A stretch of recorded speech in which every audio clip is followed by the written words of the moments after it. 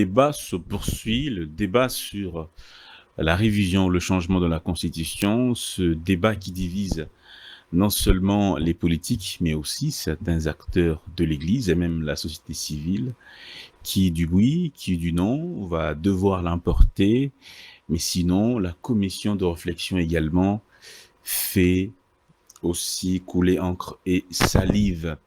Mesdames et messieurs, vous suivez Face à l'opinion. Nous allons justement parler de la question liée à la Constitution. Nous abordons les questions d'ordre social, construction du port de Lobito, construction du pont route-rail reliant Kinshasa et Brazzaville, taux d'échange sur le marché, inflation, stabilité du franc congolais. On va aborder toutes ces questions. Mesdames et messieurs, on parlera enfin sécurité. Vous le savez, le chef de l'État, Félix Tshisekedi, s'est rendu à Luanda pour un sommet tripartite avec son homologue rwandais qui, à la dernière minute, ne s'y est pas rendu. Quelle pourra être la prochaine étape autour de ces pourparlers marathons? Mesdames et messieurs, merci beaucoup de nous faire confiance pour aborder ces thématiques d'actualité. Nous avons en face de nous le professeur Noël Tchani Mwadianvita. Le professeur Noël Tchani Mwadianvita est président d'un parti politique, président de la Force du Changement. Il est professeur des universités. Il enseigne donc l'économie monétaire, les banques et les finances, ainsi que l'économie du développement. Bonjour professeur, et merci beaucoup de nous accorder cette interview. Bonjour, merci de me recevoir à Congo Buzz. Merci beaucoup. Nous sommes également avec Madame Pila pour la partie Lingala. Mbote Mama Naomi. Mbote Mboka, Mbote professeur Noël Tchani.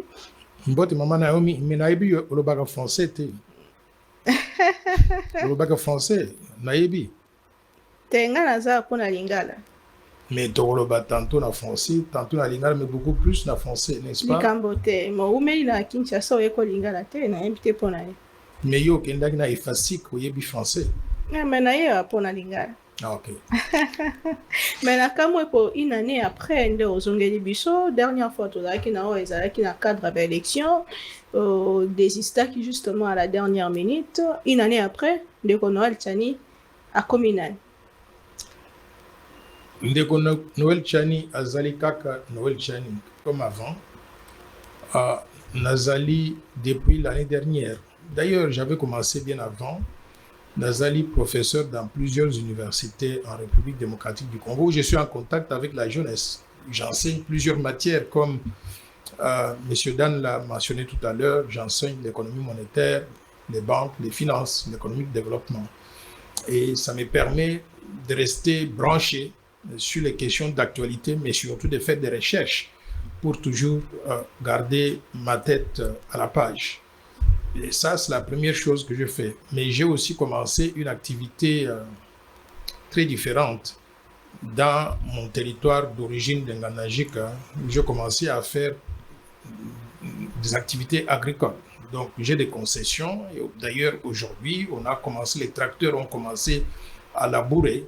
Et j'espère que nous pourrons développer cette activité-là progressivement jusqu'à avoir ce que j'appelle un parc agro-industriel beaucoup plus grand que le parc de Bukangalonzo, de façon à produire en grande quantité et inonder non seulement la partie du Grand Kassai, mais inonder le reste de la République en produits alimentaires, tout frais, produits localement.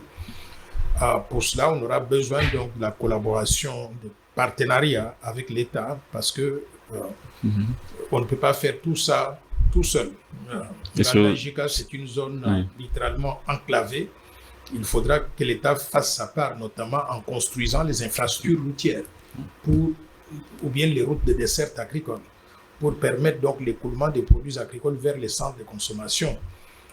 Mais aussi, il faudra qu'on puisse mettre en place ces mécanismes pour attirer d'autres investisseurs privés qui pourraient être des partenaires avec nous là-bas. Merci beaucoup. S'il vous plaît, Allez. il a rappelé l'opinion que vous avez qui candidat, maintenant sur Biango, en 2018, vous avez qui est candidat président de la République en 2023, mais juste quelques jours avant l'élection, vous désistez qui en faveur, il y a Mwanamboka Félix Antoine Tshisekedi Tshilombo. Vous l'avez soutenu pendant les élections. Est-ce qu'une année après, vous êtes fier de la décision? Oui, en fait, je suis très fier de ma décision. Vous savez, avant de soutenir le président Félix Antoine Tshisekedi, j'avais mené une campagne pour sensibiliser les Congolais à voter congolais, à voter un fils du pays. Un fils, c'est-à-dire un Congolais d'origine, né de père et de mère congolais d'origine et marié éventuellement, ou le cas échéant, à une Congolaise d'origine. Alors, quand j'ai vu qu'il y avait une vingtaine de candidats, il faut être réaliste. J'avais réalisé que je ne pouvais pas gagner cette élection-là. Par conséquent, il y avait des candidats qui étaient désirables et des candidats qui n'étaient pas désirables. J'avais fait l'analyse et j'avais trouvé que Félix Antoine Tshisekedi présentait donc des avantages que moi je n'avais pas pour pouvoir donc gagner l'élection. Et par conséquent, j'avais désisté en sa faveur tout en sachant qu'on allait mettre le Congo dans les mains d'un Congolais de père, de mère, marié aussi à une épouse donc congolaise. Donc je suis très fier non seulement de l'avoir soutenu, mais je suis fier surtout du résultat qu'il avait réalisé, 73% dans une élection où il y a une vingtaine de candidats. J'estime qu'il a la légitimité nécessaire pour pouvoir mener beaucoup de réformes difficiles dont le pays a besoin. Vous n'étiez pas seul à se désister pour le chef de l'État actuel. Il y était plus d'un candidat à se désister en sa faveur. Il y a des rumeurs qui ont circulé selon lesquelles il y a de l'argent, que vous aviez perçu de l'argent pour vous désister en faveur du président Tshisekedi. Des rumeurs qui ont circulé, mais concernant moi ou tous les candidats qui se sont désistés. Je peux vous dire, la main sur mon cœur, je n'avais reçu aucun sou de la part de qui que ce soit. Je ne suis pas corruptible et je ne fais pas des choses parce qu'on va me motiver avec l'argent.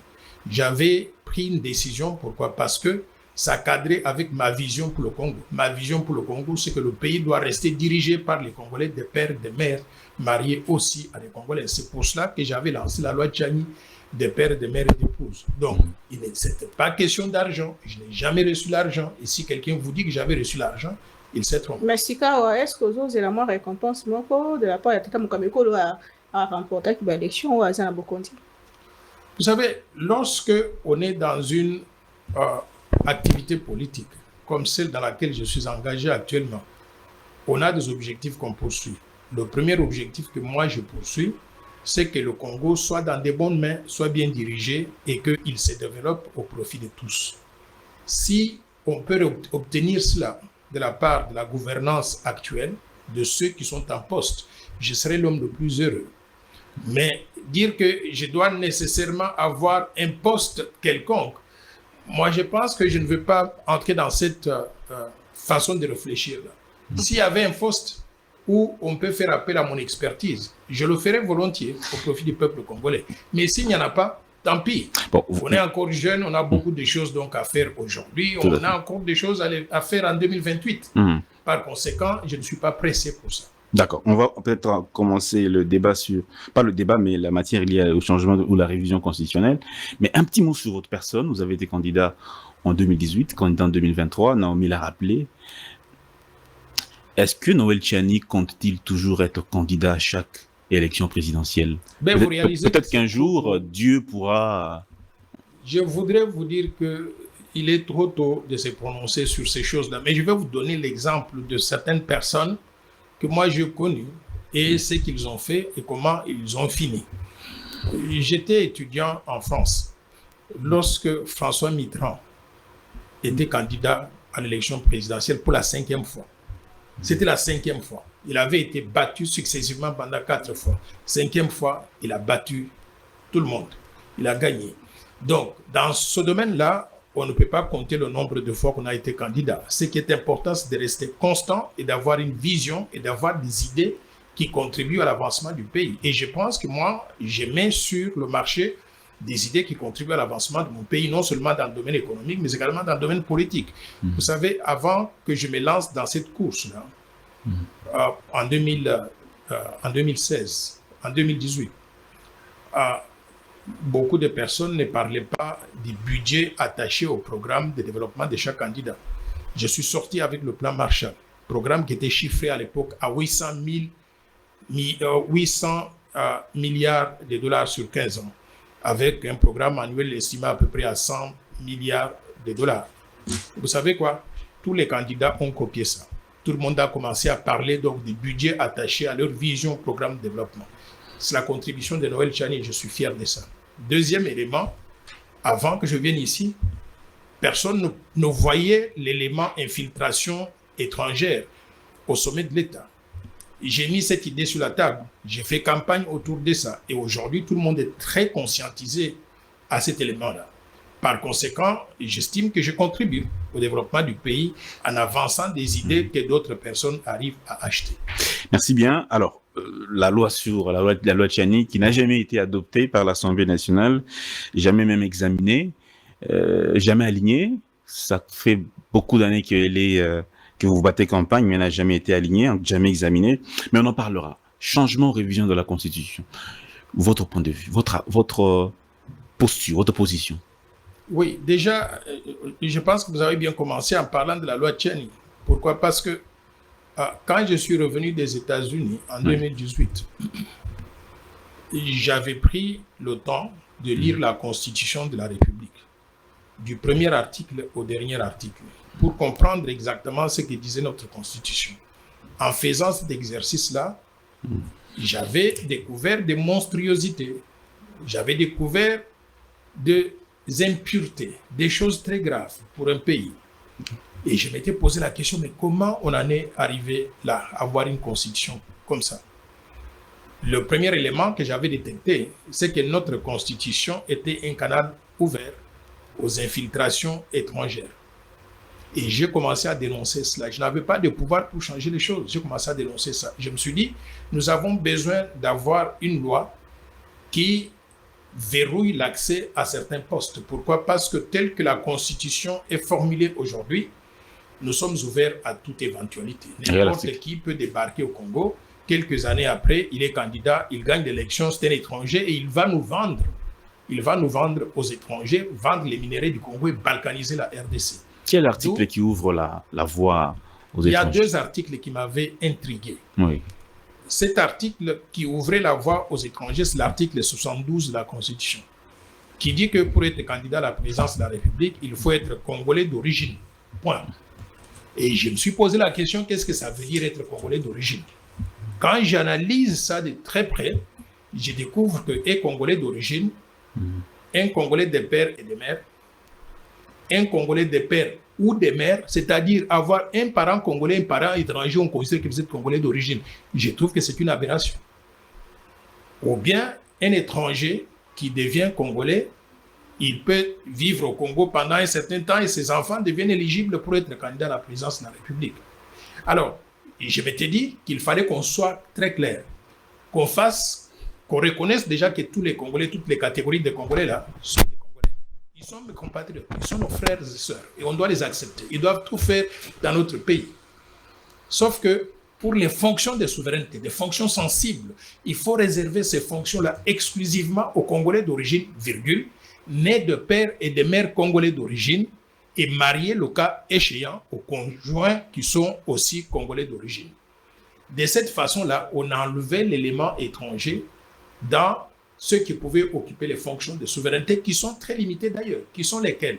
Président de la République, président de l'Assemblée nationale, président du Sénat, les hauts magistrats de la République, les gens comme les présidents de la Cour de cassation, Cour constitutionnelle, le Conseil d'État, ça c'est les hauts magistrats de la République, les officiers supérieurs de l'armée, de la police, à l'ANER, l'Agence nationale de renseignement, l'Agence de migration, la Banque centrale du Congo, le Premier ministre et les ministres régaliens, c'est-à-dire Finances, Défense, Justice, Affaires intérieures, Affaires étrangères. Donc, tous ces postes-là, et aussi les ambassadeurs de la République démocratique du Congo à l'étranger, tous ces postes-là devaient revenir aux Congolais d'origine, nés de père et de mère congolais d'origine, pour éviter l'élément conflit d'intérêts. Je donne un exemple, nous sommes aujourd'hui en guerre contre le Rwanda. Imaginez une fois si on avait un président de la République dont le père est rwandais et la mère est congolaise. Parce que d'après la constitution actuelle, ce président de la République, là, il est congolais d'origine. Mais ce président de la République prendrait tout le Congo, vendrait au pays de son père, donc le Rwanda, et le Rwanda viendrait nous coloniser. Et en ce moment-là, nous allons perdre la souveraineté nationale, l'intégrité territoriale à cause d'un individu et on n'a pas été très prudent en sélectionnant cette personne-là. C'est ça l'article qu'il faut modifier. Tout à fait. Mais vous n'avez pas donné votre position.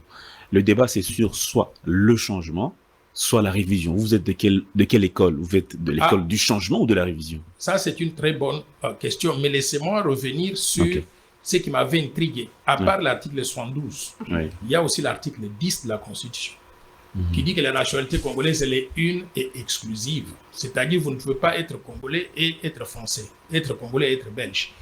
Par ce mécanisme-là, nous avons perdu 15 millions de nos compatriotes qui sont sortis du Congo, soit pour aller étudier, soit pour aller travailler à l'étranger, soit forcés par la misère du Congo, ils sont allés donc se débrouiller ailleurs.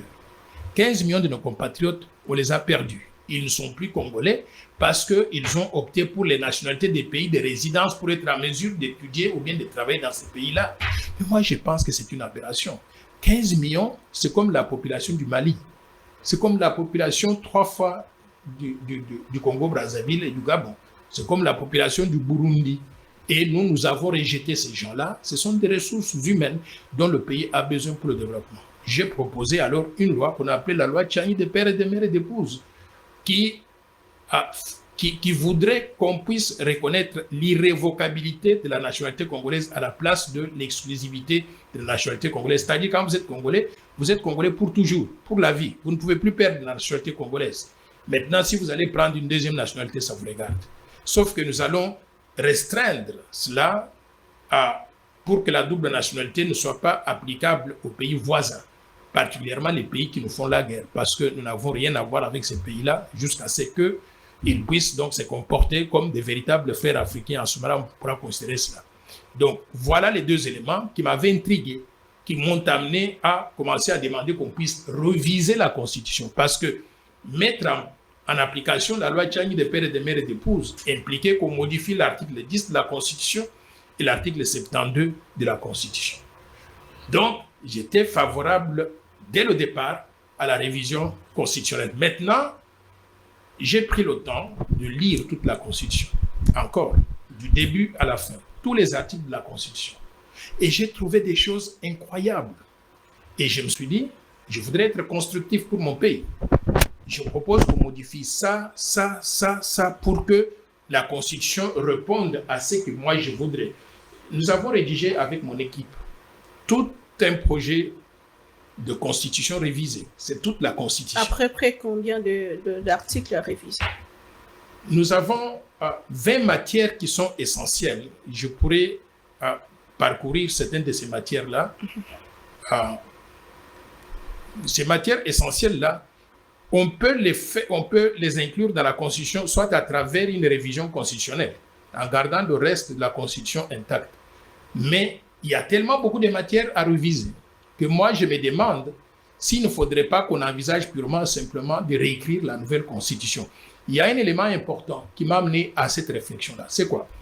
C'est que parmi les matières que je propose qu'on puisse réviser, il y a certaines matières qui sont des matières verrouillées par l'article 220 de la Constitution, qui dit qu'on ne peut pas toucher à cela. Et je vais vous donner un exemple concret. Oui. L'exemple concret, c'est le mode de scrutin. Il y a le mode de scrutin indirect qui est utilisé pour les sénateurs et les gouverneurs de province. C'est-à-dire, ce n'est pas la population qui vote pour ces gens-là, mais ce sont les députés provinciaux qui vont voter pour eux. Les députés provinciaux, nous avons à peu près dans chaque province 30 députés provinciaux. Et pour être élu gouverneur ou sénateur, il faut avoir les votes de 4 ou 5 personnes députés provinciaux. Moi, j'ai eu des sollicitations, des gens qui sont venus me voir. Ils me disent, vous savez quoi, vous avez de très bonnes idées, nous voulons que vous soyez sénateur et nous allons vous soutenir. J'ai dit, mais très bien, allez-y, soutenez-moi. Il a dit, mais ça va vous coûter par député provincial $50 000. Donc, C'est un canal ouvert à la corruption. J'ai refusé, je leur ai dit, je ne suis pas intéressé pour acheter un siège au niveau du Sénat ou bien acheter un siège pour être gouverneur de province. Alors, est-ce que nous sommes un pays qui accepte la corruption à ciel ouvert? Non. Quand vous arrivez donc à une situation comme ça, vous vous dites, mais tiens, ça c'est un canal ouvert à la corruption. Vous voulez mettre fin à cela. Vous allez mettre fin à cela comment? Il faut modifier ou réviser la Constitution. Et vous arrivez dans la Constitution, vous trouvez que cette matière-là fait partie des 8 matières dans l'article 220. C'est interdit d'y toucher. Donc, nous devons accepter de vivre avec la corruption toute notre vie parce qu'il y a quelqu'un qui a rédigé cette Constitution qui a dit que l'article 220 contient des matières donc qu'on ne peut pas verrouiller. Je dis non. Par conséquent, nous devons toucher à cet article-là. Toucher à cet article pour enlever cet élément de corruption. Et on va examiner tous les autres éléments qui font partie de l'article 220 pour déterminer une après l'autre. Est-ce que ça vaut la peine de les maintenir comme tel ou pas? Lobi nalandi yo liboso ya imboka étudiant au lobby que constitution habite les bombes à retardement. Pourquoi? J'ai dit que c'est une bombe à retardement justement à cause de l'exemple que je donne là. L'exemple de on ne peut pas changer certaines choses qui sont mauvaises. Vous êtes d'accord que la corruption n'est pas bonne et il faut combattre la corruption par tous les moyens parce que par le système de corruption, on n'arrive pas à choisir les meilleures personnes pour le pays. On n'arrive pas à choisir les meilleurs gouverneurs de province qualifiés pour faire le travail de gestion de provinces et développer les provinces au profit de tous. Et on n'arrive pas à choisir les meilleurs sénateurs. Pourquoi? Parce que c'est celui qui a de l'argent qui va corrompre et qui achète son siège là-bas. Mais c'est depuis 18 ans que tu as le même système. Pourquoi changer la Constitution et pourquoi la changer maintenant? Mais moi, vous savez que non seulement je vous ai dit tout à l'heure là que je suis enseignant du développement des pays, mais j'ai travaillé dans le développement du pays. Ce n'est pas parce que vous avez fait la même chose pendant toujours et que ça ne marche pas que vous devez continuer à le faire. À un moment donné, vous devez vous réveiller et vous dire ça ne marche pas, ça ne nous amène nulle part. Nous devons changer ça. Pourquoi? Il faut le faire maintenant. Quand j'ai commencé à demander qu'on puisse voter la loi Tchani des pères et des mères, vous savez ce que les gens ont dit? Pourquoi le faire maintenant? Pourquoi? Parce que vous le faites, parce qu'on a des élections qui vont arriver en décembre 2023. Vous le faites pour éliminer tel ou tel candidat. Donc, j'ai reculé pour me dire, laissons passer l'élection. Maintenant, l'élection de décembre 2023 est passée. Il n'y a plus ce qu'on appelle donc de temps suspect. Maintenant, on voudrait faire des choses qui soient utiles pour le pays. Les gens disent, mais pourquoi maintenant? Mais quand est-ce qu'on va le faire? Il faut qu'à un moment donné, quelqu'un prenne la décision de changer ce qui ne marche pas pour le pays. J'estime que le temps est opportun. Donc, si je comprends bien, pour qu'on puisse donc faire les changements difficiles qu'on a toujours voulu faire, mais qu'on ne pouvait pas faire avant. Professeur Nerichen, donc si je comprends bien, vous avez déjà une constitution à vous, que vous avez proposée. J'ai une constitution revisée, c'est-à-dire un travail personnel que j'ai fait avec mon équipe. Okay. Nous avons analysé chaque travail, parce que quand on dit on va faire la révision constitutionnelle, beaucoup de personnes disent ça, mais ils ne savent pas de quoi ils parlent. J'ai pris la constitution de la RDC, article par article, et en lisant l'article, je me suis dit, est-ce qu'on doit garder ça? J'ai dit ça fait du sens, on garde. Le deuxième, est-ce qu'on doit garder? Non. Qu'est-ce que nous proposons? Et nous avons marqué dessus. Et ainsi de suite. Donc, à la fin, nous avons un projet de constitution revisé, incluant la loi Tchani des pères et des mères et d'épouses, mais qui ne se limite pas à ça, qui inclut toutes les 20 modifications que je propose. Si vous voulez, je pourrais vous mentionner quelques-unes de ces modifications-là. Par exemple, on a toujours dit, mais est-ce que la modification de la Constitution va permettre d'améliorer le social des Congolais? Et j'ai dit, mais oui, elle va permettre d'améliorer le social des Congolais. Vous savez pourquoi? Comment? J'arrive. Dans notre Constitution révisée, nous proposons la suppression de certaines institutions budgétivores et inutiles. Et j'ai identifié 3. Le Sénat, qui a 108 sénateurs, plus l'autre sénateur là avec la barbe, et qui touche 478 000 dollars. Un peu d'égard. 478 000 dollars par mois. Et nous avons les sénateurs là, chacun d'eux en moyenne c'est-à-dire rémunération, frais de voyage, frais de fonctionnement, tout, voiture, tout, ça coûte la République à peu près $50,000 par sénateur, par mois. Nous avons les députés provinciaux. Et on a combien de députés provinciaux? Nous avons 26 provinces et chaque province a environ 30 députés provinciaux. Prenez 26 multiplié par 30, vous avez près de 130 et quelques députés provinciaux. Et chaque député provincial, le coût total, c'est que ça coûte à la République. Rémunération, voiture, frais de voyage, tout ce qu'il faut, ça revient à peu près à $25,000 par mois. Et vous avez maintenant le Conseil économique et social qui a 500 conseillers économiques et sociaux. Ces 500 conseillers économiques coûtent à la République environ $15,000 par mois. Prenez maintenant le total de tout ça par an, on arrive à $400 millions. C'est que ça coûte à la République $400 millions pour entretenir ces trois institutions-là. $400 millions par an. Nous avons une législature de combien? De 5 ans. 400 millions multipliés par 5, on a $2 milliards. C'est ça que ça coûte à la République d'avoir ces institutions-là, budgétivores, mais qui ne nous apportent aucune valeur. Maintenant, supposons qu'on supprime ça. Nous aurons épargné dans une législature $2 milliards. $2 milliards, vous savez à quoi ça peut servir? Ça peut payer les enseignants, les militaires, les policiers, les professeurs d'université. Ça peut construire les écoles, construire les hôpitaux, les routes, les chemins de fer. On peut faire beaucoup de choses avec $2 milliards tous les 5 ans. Et imaginez que quand on fait ces modifications, on ne va pas le faire pour une législature, c'est pour le reste de la vie. Ça veut dire 2 milliards qu'on va épargner tous les 5 ans pour que ça puisse aller dans les activités sociales. Mais bien sûr que ça va aider à améliorer le social des Congolais. Vous voyez le lien qu'il y a. Donc, professeur Noël Tchani, je reviens sur cette constitution.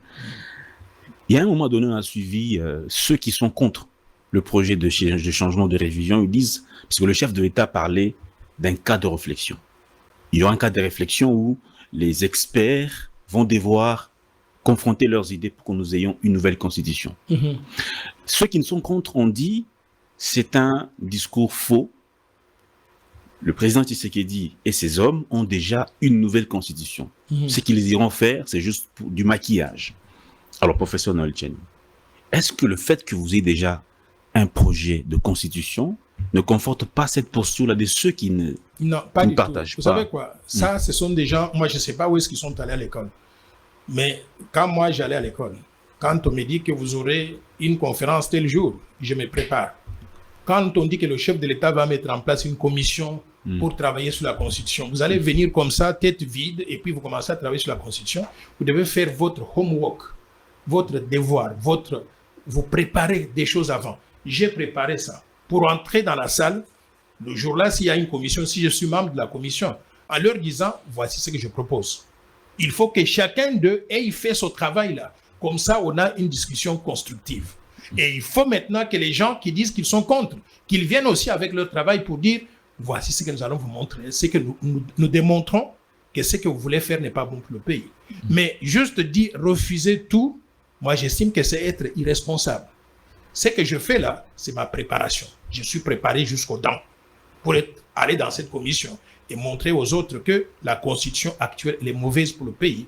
Voici le chemin à suivre. D'accord. Sur la limitation des mandats, est-ce que vous avez repris on n'a pas encore lu votre projet de constitution. Que dites-vous sur la limitation de mandats et les nombres de mandats? Qu'est-ce que cette constitution dit? Je vais vous dire une chose. C'est que je ne voudrais pas aller dans les détails de certains éléments qui, moi, je pense, ne seraient pas constructifs. Mais j'ai retenu le principe que les 20 choses que je voudrais faire, je ne parlais pas de la limitation des mandats ou du changement des mandats. Je ne parlais pas de l'article 220. Mais quand je suis arrivé à l'article 220 et que j'ai trouvé qu'il y avait la question du changement du scrutin indirect à direct, je me suis dit, tiens, ça, c'était l'article qui est verrouillé, qu'il ne faut pas modifier. Mais j'ai une matière que je propose de modifier, qui est le changement du scrutin indirect à direct. Qu'est-ce qu'on va faire? C'est une question que je vais mettre devant la commission. Je vais leur dire, soit on garde l'article 220 intact et on accepte le système de corruption que nous avons, soit on déverrouille l'article 220, on change le mode de scrutin qui m'intéresse. Maintenant, les autres 8 matières-là, je ne suis pas la seule tête de la République. Je vais laisser aux autres aussi l'occasion de se prononcer donc là-dessus. Mais pour l'instant, dans l'article 220, je n'ai visé que le mode de scrutin indirect qu'on doit changer à direct. Tout le bien, opportunité pour la tunakio yango lobi baloba ki tango te lelo balobi tango te finalement faut moto moko apesa likanisi mais tango toyoki église catholique balobi que eza malamu kokanisa mais kokanisa na tango eza vraiment opportun. La même église catholique, et je suis catholique, je voudrais que vous sachiez ça. Et j'ai beaucoup de peine à parler de ça. La même église catholique. Vous savez, quand j'ai commencé la loi Tchiangi de Père et de Mère, j'ai été convoqué par le cardinal Ambongo devant d'autres membres de la Sainte-Cour. Ils m'ont demandé de quoi s'agit-il et je leur ai expliqué ça en bonne âme et conscience, en tant que bon catholique. Et à la fin de la journée, je leur ai dit, si je fais quelque chose qui n'est pas bon, je voudrais vous demander de me dire quoi il faut changer. J'ai pris la proposition de loi Tchiangi de Père et de Mère et d'Épouse. Et je leur ai dit qu'il n'y avait personne d'autre dans ce pays qui avait cette copie-là. J'ai remis ça dans les mains du cardinal à 17h30. Et devinez quoi? À 1h du matin, je reçois un coup de fil. 1h du matin, Stani Boujakera qui m'appelle, qui me dit, vous savez quoi? J'ai la proposition de loi Tchiangi de Père et de Mère, signée par vous. Je voudrais avoir la confirmation parce que Jeune Afrique va publier ça d'ici demain matin. J'ai dit, où est-ce que vous avez eu ça? Je ne peux pas dévoiler mes sources, il m'a dit. Mais je peux vous l'envoyer. Il me l'a envoyé par WhatsApp. J'ai regardé et j'ai vu que c'était la proposition que j'avais remise au cardinal. J'ai appelé le recteur de l'Université catholique du Congo à 5h du matin pour lui demander, mais monsieur, vous étiez là quand j'ai remis, je vous ai dit que c'est confidentiel. Qu'est-ce qui fait que ça se trouve dans les mains donc de Jeune Afrique qu'on va publier ça? Il m'a dit, je n'ai jamais touché moi à cette proposition-là. Et je n'ai jamais vu ça. Vous avez remis au cardinal, c'est la seule personne qui avait reçu ça. Alors, dans ces conditions-là, vous croyez que ce sont des relations sincères avec des gens? Moi, j'étais déçu de voir que c'est comme ça qu'on opère. Je voudrais dire une chose. Moi, je voudrais qu'on saisisse l'opportunité de cette révision constitutionnelle du changement de constitution pour faire la séparation claire entre l'État et l'Église. Ce n'est pas normal ce que nous vivons ici. J'étais catholique aux États-Unis. J'ai pratiqué, j'ai travaillé avec les prêtres. J'étais ministre eucharistique ordonné, j'ai donné la communion avec les prêtres, je faisais la première ou la deuxième lecture. Mais je n'ai jamais vu ce qui se passe ici se faire aux États-Unis d'Amérique. Par conséquent, saisissons cette opportunité-là pour séparer l'Église de l'État. Une des façons de séparer l'Église de l'État, c'est déjà de sortir l'Église des affaires publiques, des affaires politiques. Notamment la présence de l'Église dans la CENI, la Commission électorale nationale indépendante. Ça crée la confusion. Comment voulez-vous prendre une commission qui va organiser la vie politique et vous y mettez donc des églises et vous leur dites que vous ne pouvez pas intervenir donc dans la vie de tous les jours? Je voudrais qu'on puisse prendre les activités électorales de la CENI, les remettre à l'intérieur du ministère de l'Intérieur, comme ça se passe ailleurs. Que le ministère de l'Intérieur soit responsabilisé pour l'organisation des élections. Et les églises doivent rester en dehors de ça. Je crois que ce sera un début de séparation entre l'Église et l'État. Et maintenant, on peut définir dans la Constitution exactement qui doit faire quoi pour que les deux-là ne puissent pas interférer. Article 219 la Constitution et pekisi ko lobela kambetali révision en Constitution dans mboka esali sous état de guerre, sous état de siège ou sous état d'urgence. Okanisi ke tango yo mboka na biso eza agressé ezali ngonga malamu ya ko zongera makanisho ozopesa lokwa motamaere. Ça, c'est une très bonne question.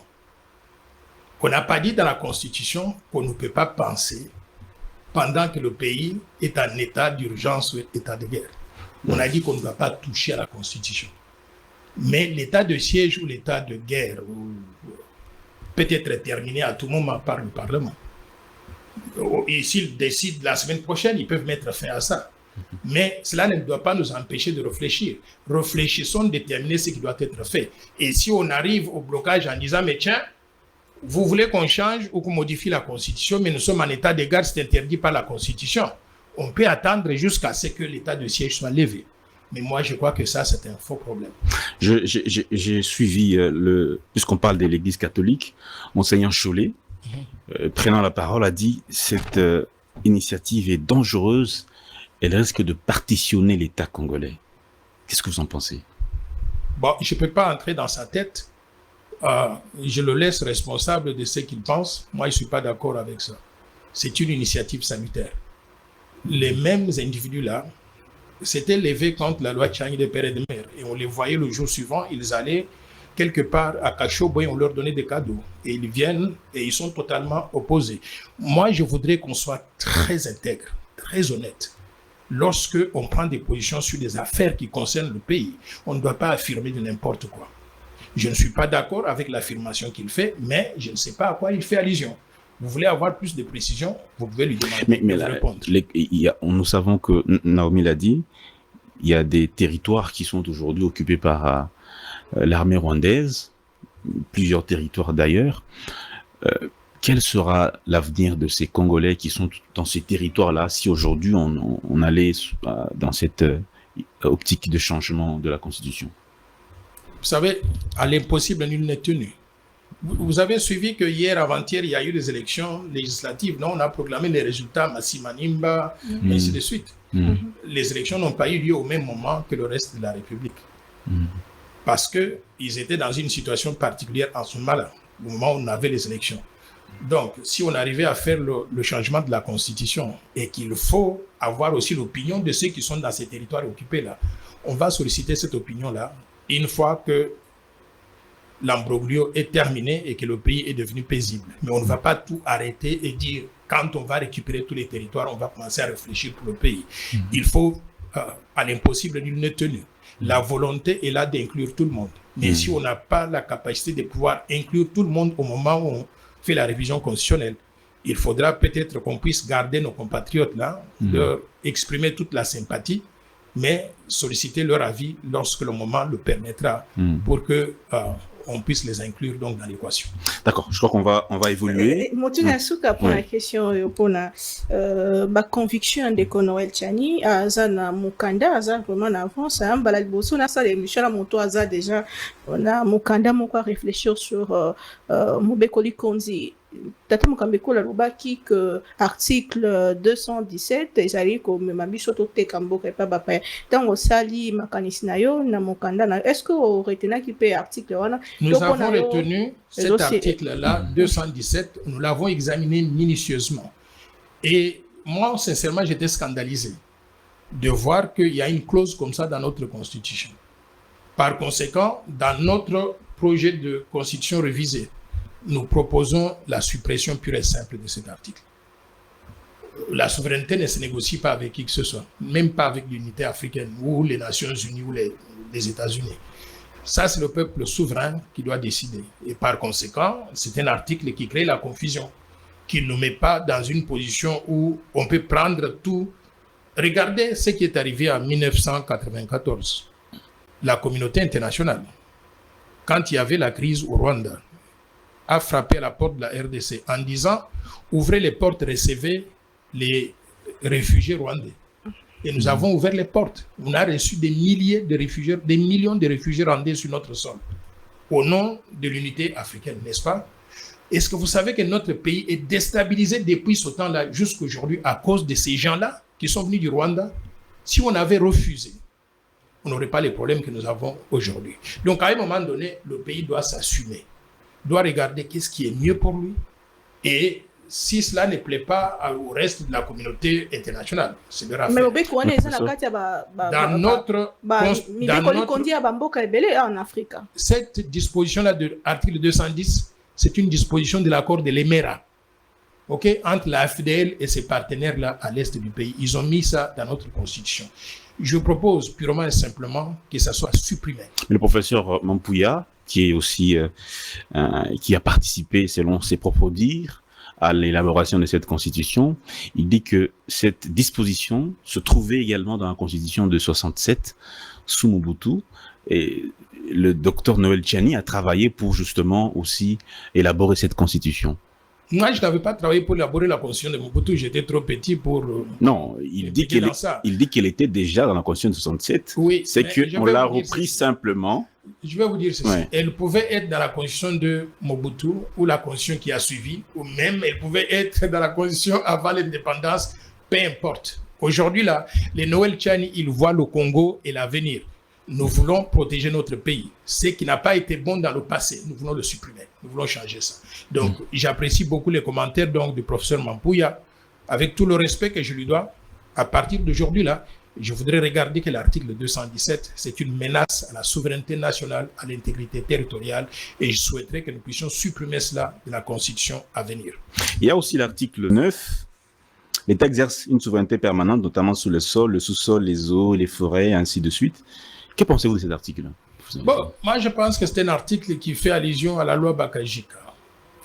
La loi Bakajika disait que on pouvait mettre une partie de terre en location ou en vente ou ceci, cela pendant une durée, mais à la fin de la journée, le sol et le sous-sol appartiennent à l'État.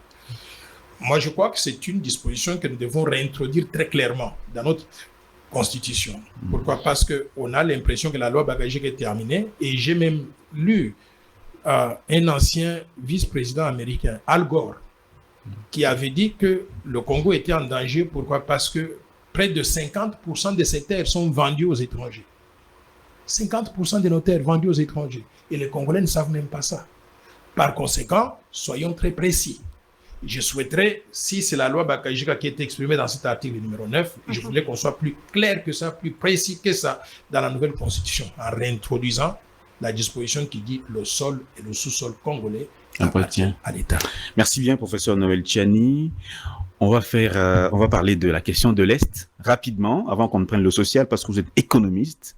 Le peuple congolais a besoin de manger, de vivre de façon apaisée. Ça fait 30 ans, plus de 30 ans aujourd'hui, que la partie Est est en insécurité. Aujourd'hui, si vous êtes élu chef de l'État, que prendrez-vous comme décision phare pour mettre fin à cette situation? Pour pas mettre fin à l'insécurité. Justement. Bon, d'abord, je ne suis pas candidat à un poste de président de la République aujourd'hui. Je suis citoyen ordinaire Noël Tchani. Mais si j'étais chef de l'État, je crois que l'une des choses importantes que nous devons faire pour l'Est de la République, tout comme pour le reste du pays, c'est d'avoir une stratégie de développement qui permette de créer des emplois pour les Congolais. Quand vous voyez des gens qui se rebellent et qui quittent et qui commencent à se faire vendre même à vil prix aux Rwandais et consorts pour attaquer leur propre pays, moi je crois que c'est la pauvreté qui amène les gens à tout ça, la misère. Si nous pouvons développer la RDC en créant des opportunités pour tout le monde, je pense qu'on n'aurait pas ces problèmes-là. Je vous donne l'exemple des États-Unis d'Amérique. Là où j'habite, à Potomac, Maryland, aux États-Unis. J'avais des voisins assez remarquables. À ma gauche, j'avais un Irlandais, américain. Il est américain, mais irlandais, d'origine irlandaise. À ma droite, il y avait un Grec irlandais, un Grec américain. En face, il y avait un Japonais américain. Là-bas, il y avait un Allemand américain. Il y avait Michael Tyson. Okay. Michael Tyson, le noir américain, dans le quartier. Alors, tout ce monde-là vaquait à ses affaires. On s'est réveillé, moi, pauvre Africain que j'étais, je quittais ma maison, j'allais au travail, et personne ne venait me dire « Oh non, mais toi, pourquoi tu es ici? Tu es ici alors que tu es Africain. » Non. Chacun avait quelque chose à faire. J'avais un travail prestigieux. Ils avaient chacun d'eux un travail prestigieux. Chacun nourrissait sa famille à sa faim. Donc, il n'y avait pas d'envie à faire des jalousies pour telle ou telle personne. Ce qui arrive dans notre pays, c'est la misère. Vous trouverez que beaucoup de personnes n'ont pas d'opportunité. Et quand ils n'ont pas d'opportunité, ils sont accessibles à n'importe quel type de manipulation. Donc, chef de l'État, je mettrai en avant le développement économique et social comme étant le gage principal pour la sécurité et la stabilité du pays dans le long terme. Deuxième élément, je mettrai l'accent sur la construction de l'armée et de la police. Moi, je regarde ce qui se passe là. On séjourne de nous. Pourquoi? Parce que nous n'avons pas une armée capable de répliquer. Si j'étais chef de l'État, je vais vous dire une chose. On aurait déjà tapé sur le Rwanda. Et je sais de quoi je parle. On peut organiser, même avec l'armée que nous avons aujourd'hui, là, on peut taper sérieusement sur le Rwanda. On peut louer des avions militaires. On peut louer des pilotes. On peut, à partir donc de Kisangani, du Kivu, du Kasaï, avoir plusieurs avions qui décollent au même moment. Certains au sud du Rwanda, d'autres au nord, au centre. 48 heures, terminé. Et je pense que tant que nous n'avons pas pris la stratégie de pouvoir attaquer le Rwanda sur son propre sol, nous sommes sur la défensive.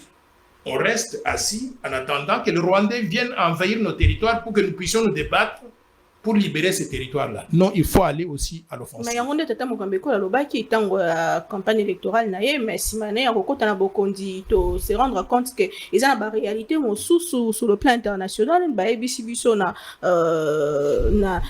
Afrique ke tokende kosola toke na Londres toke na boye tozo dépendre na biso moko kaka te. Le président de la République, il est plus humain, il est plus réfléchi que peut-être moi. Et en étant très humain, très réfléchi, il écoute tout le monde, il essaie de concilier plusieurs opinions. Et il a la pression des États-Unis, de l'Union européenne, il a la pression de l'Union africaine, de tout le monde. Et finalement, il fait ce qu'il peut. Nous ne sommes pas n'importe quel pays. Moi, je crois que dans ces postes-là, il faudra peut-être un jour que les Congolais essayent quelqu'un comme moi. Après avoir écouté tout le monde, là, je décide. Et quand j'ai décidé, on agit et puis tout le monde va venir se plaindre après. Le Rwanda s'est tellement moqué de la RDC qu'il est temps que nous puissions lui apprendre une leçon. Et je ne crois pas que la solution négociée sera une solution durable. Il faut taper le Rwanda pour qu'il ne puisse plus jamais se relever pendant plusieurs années. Diplomatie pour nayo. Pardon? Ma diplomatie. Mais on a tenté la diplomatie, on a vu que ça ne marche pas. On a passé plusieurs années à négocier, à préparer des accords. On arrive à Luanda en dernière minute, il nous soulève une autre excuse pour ne pas signer l'accord. Donc la diplomatie a montré les limites. Et quand la diplomatie montre les limites, je pense qu'il faut faire appel à la force. Qu'est-ce qui était à la base, selon vous, de l'avancée du M23, l'occupation des territoires? Qu'est-ce qui justifierait leur avancée, selon vous? Bon, je ne suis pas militaire, je ne suis pas sur le terrain pour savoir, mais j'estime qu'ils avancent. Pourquoi? Parce qu'ils ont des équipements militaires beaucoup plus sophistiqués. Vous vous rappelez que le secrétaire général des Nations Unies, Antonio Guterres, avait dit qu'il a trouvé que le M23 avait des équipements plus sophistiqués que même la MONUSCO, plus sophistiqués que la République démocratique du Congo. Par conséquent, vous voyez devant le M23, mais derrière le M23, il y a le Rwanda. Mais le Rwanda, il y a plusieurs pays, plusieurs multinationales qui lui donnent donc cette force-là pour pouvoir donc avancer. Mais je peux vous dire une chose, qui n'iront nulle part. Le Congo, c'est un grand morceau. Vous pouvez prendre quelques territoires, mais à la fin de la journée, ils vont s'estomper. Et quand ils vont s'estomper, j'espère qu'avec les changements militaires intervenus tout récemment, j'espère qu'on est en position, ou on sera en position de pouvoir répliquer ou d'aller à l'offensive. Je continue à conseiller à mon pays. Pourquoi? Je conseille à mon pays de ne pas être sur la défensive. Pourquoi vous d'aller à l'offensive. Et l'offensive, nous devons amener la guerre sur le sol rwandais.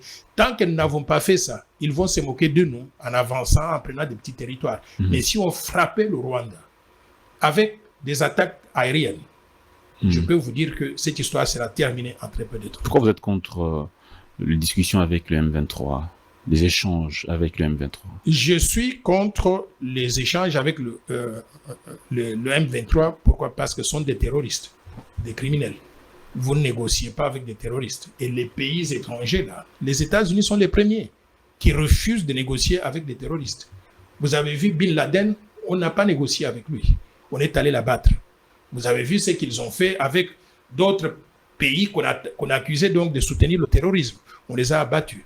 Donc, il n'y a pas de discussion avec des terroristes. Ce sont des criminels. Ce sont des hors-la-loi. Il n'y a pas des lois qui régissent donc des discussions avec des gens qui ne suivent pas des règles. Par conséquent, et nous savons très bien que le M23, ce n'est pas des Congolais qui sont là-bas et qui ont voulu défendre des idées quelconques. S'il y avait des idées quelconques, nous qui sommes ici, nous sommes des Congolais. Nous ne sommes pas toujours d'accord avec ce qui se passe dans le pays. Ce n'est pas pour autant que j'ai pris les armes pour venir faire la guerre contre mes compatriotes et tuer surtout beaucoup de gens. Nous avons près de 10 millions de Congolais qui sont morts dans cette histoire-là. Nous ne pouvons pas trahir la mémoire de ces gens-là en allant négocier avec ceux qui les ont tués, avec les assassins.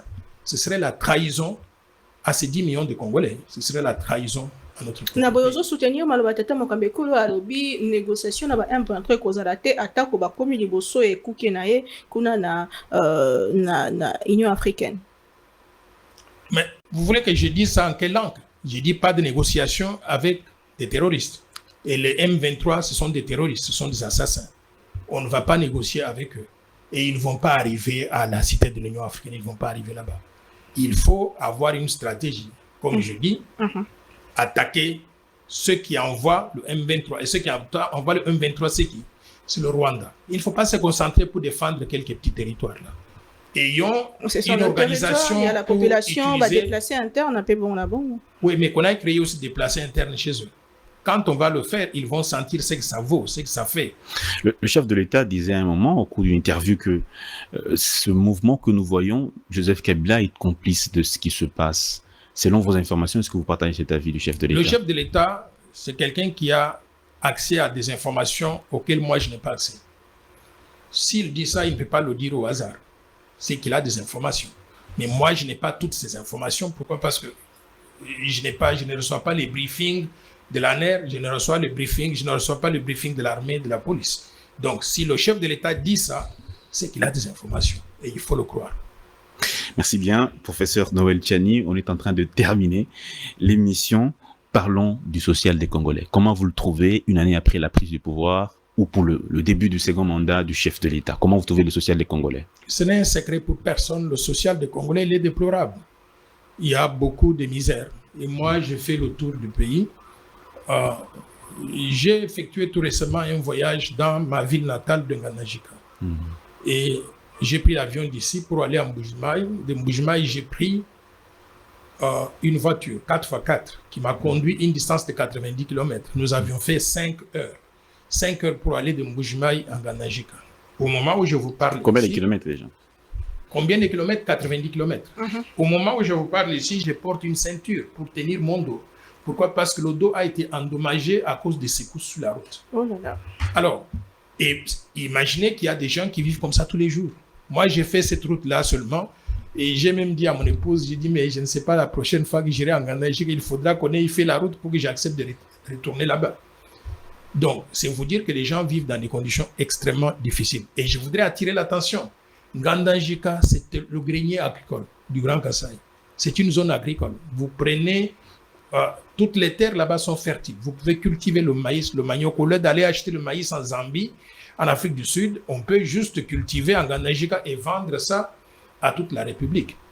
Par conséquent, l'activité principale que les gens peuvent faire, l'agriculture, est abandonnée à cause du manque d'infrastructures. Alors qu'il y a des opportunités.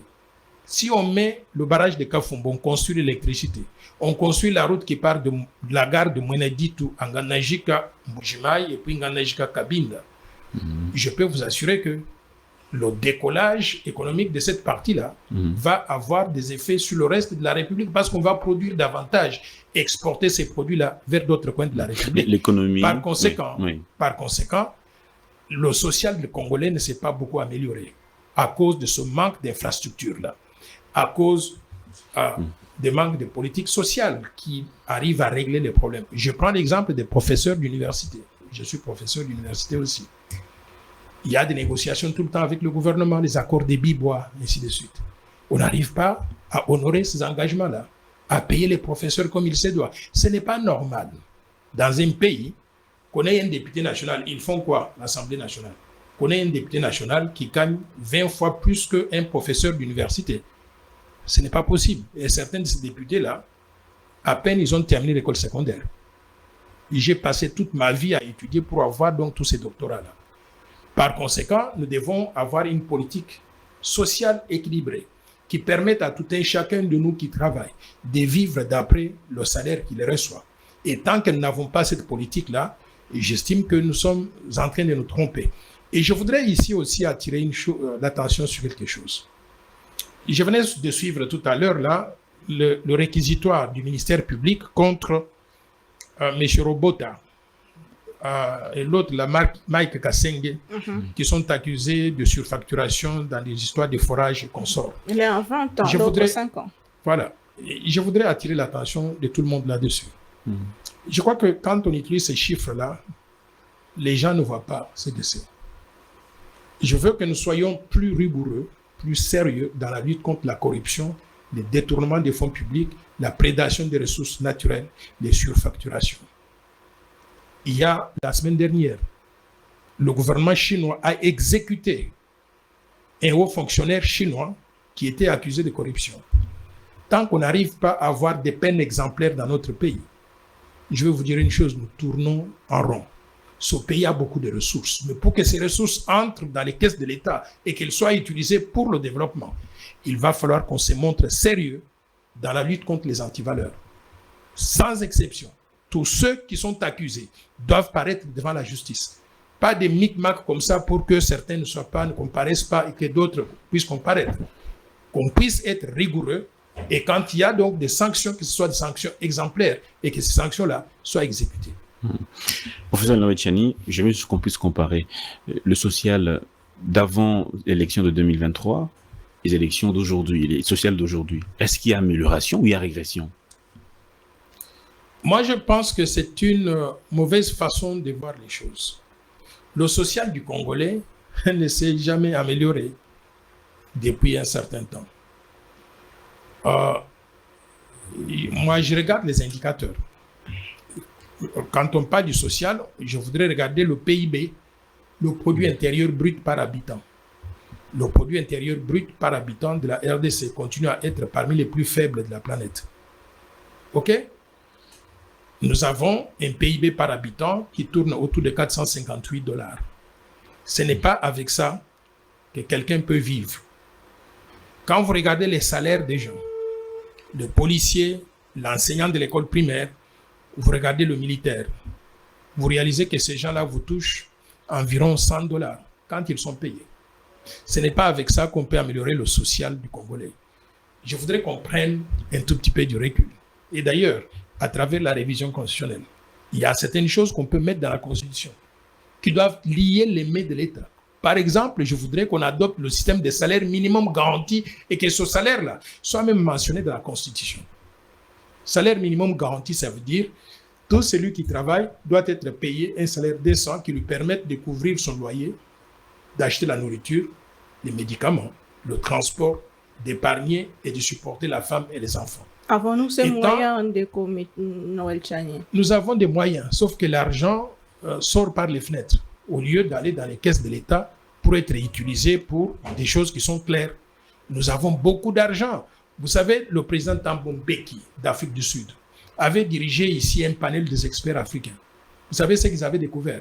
Que 85% des revenus de ressources naturelles, 85% n'entrent pas dans les caisses de l'État. 85%. C'est-à-dire que le budget que nous avons là ne représente que 15% de ce qui devait être. C'est là que nous devons mener la bataille. Récupérer cet argent-là, le mettre dans le budget national et utiliser cela pour faire des activités de développement, des activités sociales. Nous avons des moyens, le pays est très riche, sauf que nous sommes désorganisés. Mais depuis un moment, tout le monde stabilité à taux de change. Nous avons d'accord sur votre page Twitter, 2 ou 3 mois déjà, le dollar est bougé. Est-ce que ça un indicateur que tout le monde a moins stabilité? La stabilité des taux de change, c'est l'un des éléments qui contribue à la stabilité du pouvoir d'achat de la population. Là où je voudrais que nous soyons un peu plus intelligents, c'est que on doit apprécier la stabilité des taux de change ou la stabilité du cadre macroéconomique sur une période de temps relativement longue. 3 mois, c'est trop petit. Ce sont ce que j'appelle donc, ça peut être des effets, comment ça s'appelle, des choses qui sont facilement réversibles quand on a la discipline budgétaire. C'est-à-dire qu'on ne dépense pas trop d'argent par rapport à ce qu'on a reçu donc dans les caisses de l'État, on a la stabilité de taux d'échange. Et si demain, après-demain, on fait une opération contraire à cela, ça va déstabiliser les marchés. Je souhaiterais qu'on accorde l'indépendance certaine à la Banque centrale du Congo, qu'on laisse la politique monétaire, la politique d'échange, à l'apanage de la Banque centrale et que cette Banque centrale soit équipée avec des gens capables de pouvoir parler, communiquer ce qu'ils font de façon à telle que la population puisse suivre. Mais surtout qu'on utilise un élément important. Nous avons une stabilité des taux d'échange pour une monnaie qui n'existe pas. Notre monnaie, c'est quoi? C'est le franc congolais. Le franc congolais, aujourd'hui, vous savez ce que ça représente? 5% du total des activités économiques dans le pays. 5%. 95%, c'est la dollarisation. C'est le dollar américain. Mais est-ce qu'on peut parler vraiment de la politique monétaire, de la politique d'échange dans un environnement comme celui-là? Faisons un effort pour restructurer la monnaie. Et la restructuration de la monnaie va impliquer la restructuration de la Banque centrale, la restructuration de la politique budgétaire et fiscale donc de l'État. Si on fait ces choses-là pour une période de temps relativement longue, on sera tous très heureux. Ça peut nous Mais prendre combien déjà de temps? 3 mois. Moi, je pense que si on travaille sérieusement, 2 à 3 années, ça peut montrer que nous sommes sérieux dans ce que nous faisons. Nous pouvons doter le Congo déjà d'une monnaie qui ne serait pas celle que nous avons aujourd'hui. Vous avez déjà vu quand vous avez un billet de dollars, de 10 dollars, de 100 dollars, vous changez, vous avez des billets de francs congolais comme ça. Ce n'est pas ça la monnaie commode qu'on peut utiliser facilement. Il faut aussi qu'on aille au-delà simplement de regarder les taux d'échange comme étant l'indicateur de ce qui se passe dans le domaine monétaire. Il faut regarder les banques que nous avons. Nous avons combien de banques? 15 banques. Toutes les banques dans les mains des étrangers. Il faut qu'on arrive à repenser la structure du système financier pour qu'on ait des banques congolaises. On ne peut pas réussir la politique économique et sociale du gouvernement sans qu'on ait des banques qui peuvent travailler avec la banque centrale, la main dans la main des banques nationales. Nous n'avons pas, par exemple, une banque pour financer l'habitat des Congolais. Si vous qui travaillez ici, vous voulez acheter une maison, vous allez acheter ça comment? Ce ne sont pas des banques étrangères qui vont vous donner donc un prêt hypothécaire. Vous voulez, comme moi, développer l'agriculture donc dans votre coin ou dans un endroit quelconque de la République. Vous avez besoin des crédits bancaires. Des crédits bancaires, ce ne sont pas les banques que nous avons aujourd'hui qui peuvent le faire. On a besoin d'une banque de financement du crédit agricole. Vous avez des gros projets de développement. On voudrait développer, par exemple, l'autoroute qui part des Bananes jusqu'à Mahagi ou bien à Kisangani. Cette autoroute-là, elle peut être financée par un grand montant, mais ce montant ne peut pas être mobilisé par les petites banques étrangères que nous avons aujourd'hui. On a besoin d'avoir ce que j'appelle une véritable banque de développement, un mécanisme de financement du développement. Donc, on doit repenser le système financier. Nous voyons aujourd'hui des entreprises qui veulent vendre une portion de leur capital aux Congolais. Pour vendre, on va le faire comment? On n'a pas de bourse des valeurs mobilières. On n'a pas de bourse des matières premières. Il faut qu'on arrive à repenser toute l'architecture financière et qu'on fasse des réformes dans ce sens-là pour qu'on puisse dire que nous avons un pays qui est aujourd'hui donc stable économiquement et financièrement. Mais juste regarder donc le taux d'échange pendant 3 mois et dire qu'on a fait des progrès, je pense qu'on se trompe. Namaye Matali, baisse il y a prix de denrées alimentaires, stabilité aux olobela. Est-ce que vous avez un impact dans la vie à Congolais, dans l'état du bloc congolais, pour te dire que biso, en réalité, tozana biloko mingi te mingi tozwaka utaka libanda et tozwaka libanda utaka na mosolo ya libanda. Comment est-ce que vous savez? Je dis ceci. Je voudrais saluer les mesures que le gouvernement prend pour essayer de stabiliser les prix des denrées alimentaires. Mais je crois que ces mesures-là sont insuffisantes si elles ne sont pas accompagnées des mesures structurelles qui permettraient de changer la façon dont notre économie est structurée et fonctionne. Moi, je vous ai dit que j'ai commencé à faire le développement de l'agriculture en Ganajika. Et je voudrais avoir l'accompagnement du gouvernement pour faire un parc agro-industriel. Pas comme Bukangalonzo, on a détourné tout l'argent là. Mais comme Bukangalonzo, 15 fois plus grand que ça. Et je vais vous dire une chose, que si je recevais une assistance du gouvernement pour développer un projet comme ça, il n'y aura pas un seul centime de détourné. C'est-à-dire que tout va aller dans ce projet-là. Et nous allons produire et inonder le marché. Mais si on faisait ce projet-là en Ganajika, on fait un autre projet à l'Équateur, un autre au Bandundu, mais nous allons produire suffisamment pour alimenter tout le marché. C'est à ce moment-là qu'on peut dire qu'on a réglé les problèmes de la disponibilité des produits alimentaires à des prix raisonnables, des prix locaux, au lieu d'avoir toujours l'effet des prix, donc, des prix internationaux qui nous amènent l'inflation donc, de l'extérieur. Par conséquent, je salue les mesures gouvernementales qui sont prises, mais ce sont des mesures à court terme. Je voudrais que nous puissions réfléchir dans le long terme en prenant des mesures structurelles qui vont transformer la façon dont notre économie est structurée et fonctionne. Merci beaucoup, professeur Noël Tchani, de votre passage dans l'émission. Moutouné Souka, s'il vous Allez, plaît. Pour il y a l'obito, Tolobé Yangot. Est-ce qu'il y a opportunité, il y a piège, puisque on nous parle, il y a guerre, il y a minerie entre la Chine et les États-Unis d'Amérique. C'est quoi l'intérêt de la RDC, mon amour, Bon, tout ce qui contribue à construire des infrastructures à l'intérieur de la RDC, c'est une opportunité. C'est une opportunité, mais c'est à nous, Congolais, maintenant, de voir est-ce que c'est suffisant ou bien devons aller au-delà de ça. Quand vous voyez donc le corridor de Lobito, ça part de Lobito de l'Angola, ça vient en RDC, ça touche à la Zambie et puis l'autre pays, c'est lequel? Angola, l'Angola et la RDC. Bon, maintenant, c'est cette portion-là qui est affectée par le corridor, n'est-ce pas? Mais qu'est-ce qui arrivera pour le reste de la République?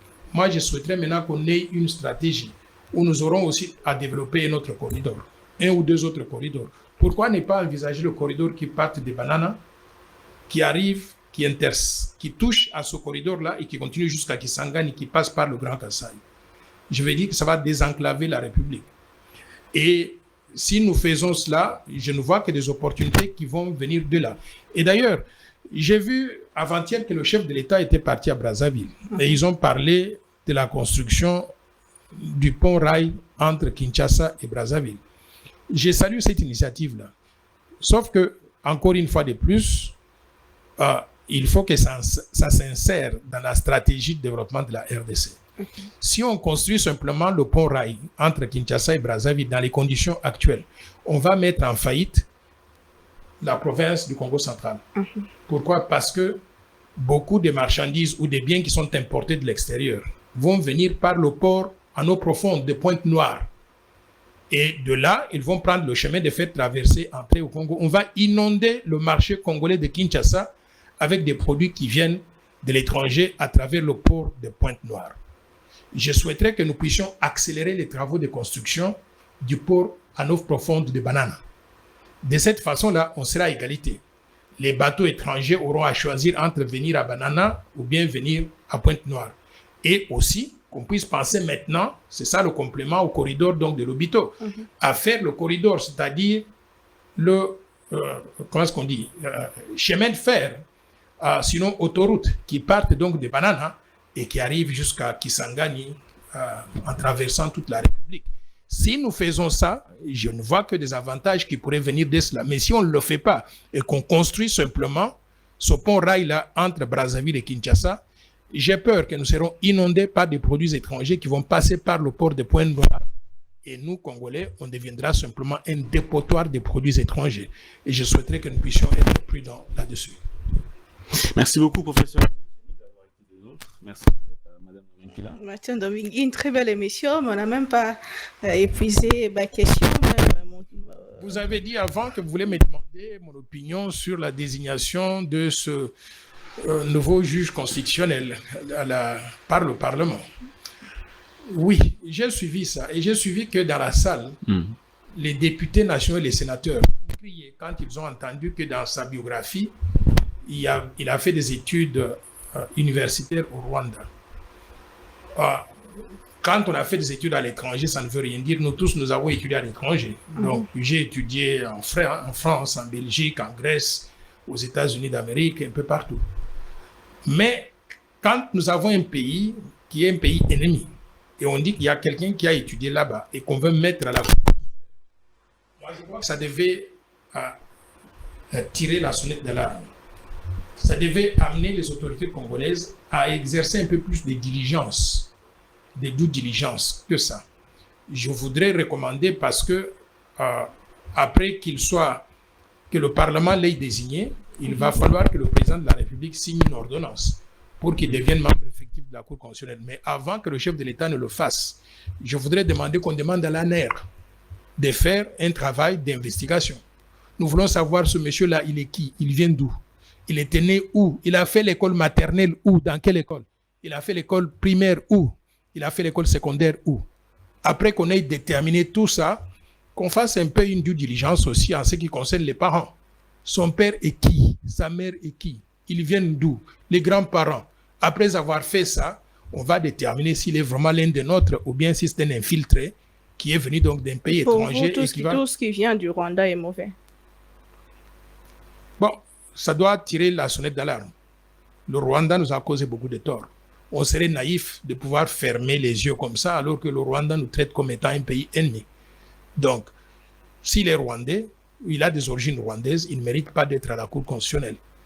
Mais si c'est un Congolais d'origine qui a fait des études à l'étranger comme nous tous et qu'on détermine que c'est ça la situation, il n'y a pas de raison de faire donc la discrimination contre lui. Mais je demande simplement qu'on fasse un tout petit peu plus de travail d'investigation avant d'arriver à la conclusion. C'est pour cela que nous avons l'ANER, non? Ils ont payé beaucoup d'argent pour faire ce genre de travail-là. Merci beaucoup, professeur Nametchani, d'avoir été des nôtres. C'est à moi de vous remercier de m'avoir accueilli. Ici, je voudrais en profiter pour vous souhaiter meilleurs vœux de Noël, de mon anniversaire d'ailleurs. Meilleurs vœux de Noël et de Nouvel An.